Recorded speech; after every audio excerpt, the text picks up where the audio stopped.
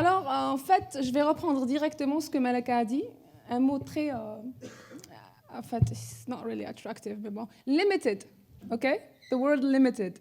When we say limited, it means that we have grown up in a society that tells us exactly what to do, all right? From primary school to middle school to high school to university.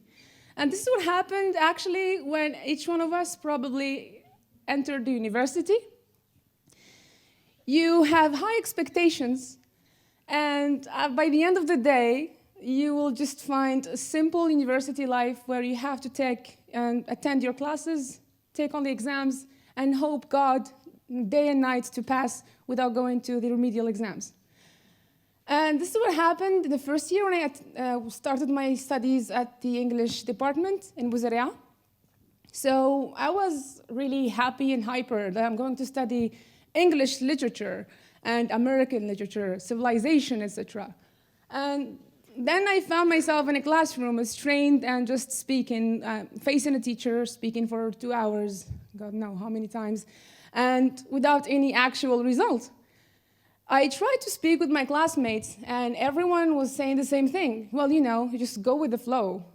I was like, actually, no, not today. And what happened is I started meeting with my friends, and I tried to persuade them to actually make a play. We were studying back then Shakespeare. It was a nice play, comedy called Twelfth Night, or What You Will. It's called in French, La Nuit des Rois. And as we have translated it now in Arabic, it's Ghel Jbali Meit Laqawsh. It started really in a very timid way. I was like, let's do a play. What? A play? You mean a play on stage with people watching us? Yeah, you're not going to do a play at home, right? So we started like doing our casting, and we tried to be professional and sitting like facing the screen. I was like, you're good, congratulations, okay. It was all, of course, beginner, amateur. We had no idea what we were doing. And with our rehearsals, we told our teachers that we are actually doing plays, and they were like, some of them were like, wow, amazing, that's amazing. And I asked my teachers, I told them, like, have you ever considered doing a play? Actually, the department has been here for like 50 years, I don't know, a century? Actually, no. No one actually thought of performing a play, which is a shame, because someone who studies literature, be it French, Arabic, Spanish, Japanese, what have you, it's a necessity to fall into arts. Music, as Khaloist group earlier, musicians who were singing now, Green Day, and the guy who was willing to get lucky tonight. We realized that actually people have a serious potential. We started pushing. When I say we, it means the whole group. It wasn't only me. It's like I just had an idea, but people kept on coming on their own. And the amazing thing happened is, like, we started like rehearsing as professionals. At first time I brought my camera, small, camcorder. I was recording them, and they're like, no, please, don't film me. Don't record me, please. And then by, let's say, 6 months, they're like, okay, am I on the right? Okay, please, can you zoom in here? Because here it's better. Please don't record this part, okay? Thank you.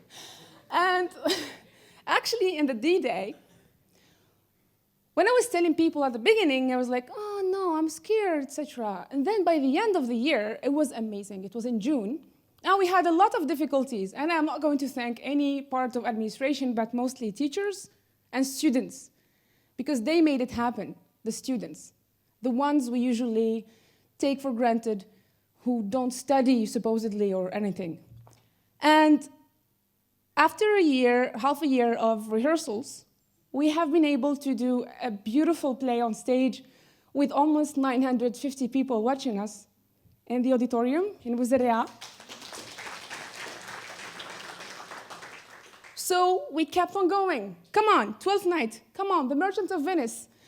The funny thing about Merchant of Venice is that we have a Jewish in the story. You know, Shylock. He's supposed to be a Jewish who takes 1 pound of flesh from the man. And I was like, okay, who wants to do Shylock? He's Jewish, are you crazy? No. It's like, it's okay, it's theater. No, no, of course not. I'm not going to do a Jewish man.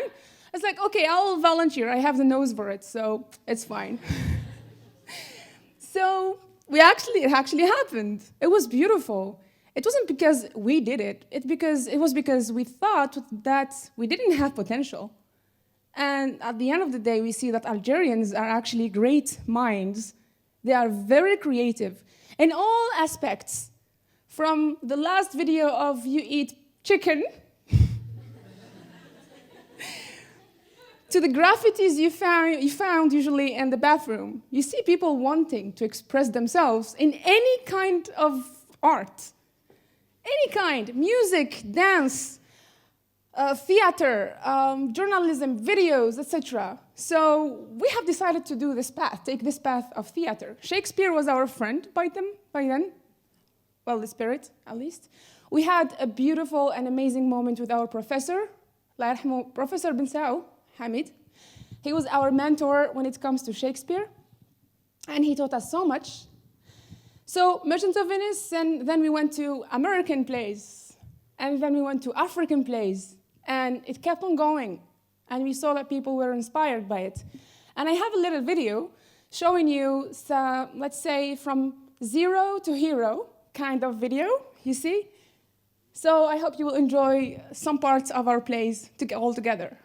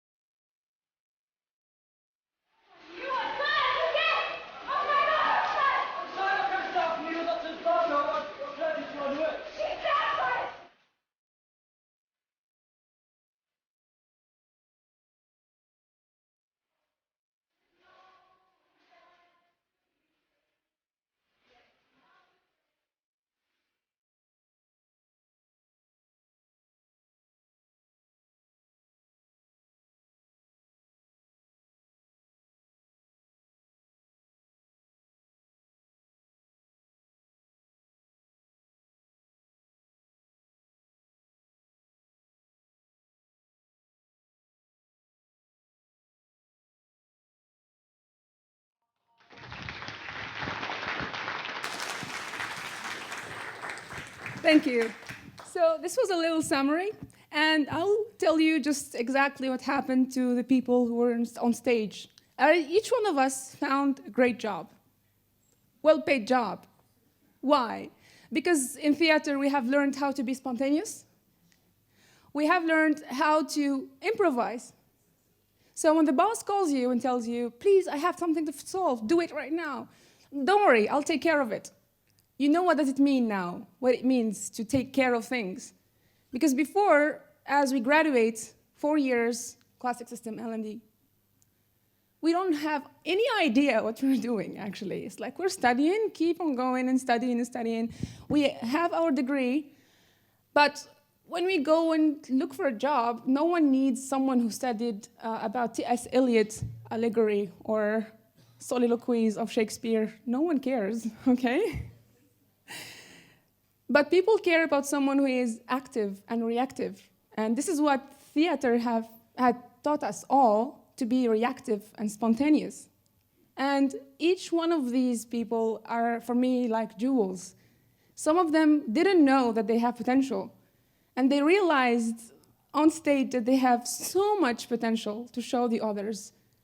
And just like that, we have been able actually to switch somehow or to swap the culture, because back in the time, Shakespeare used to use only males on stage.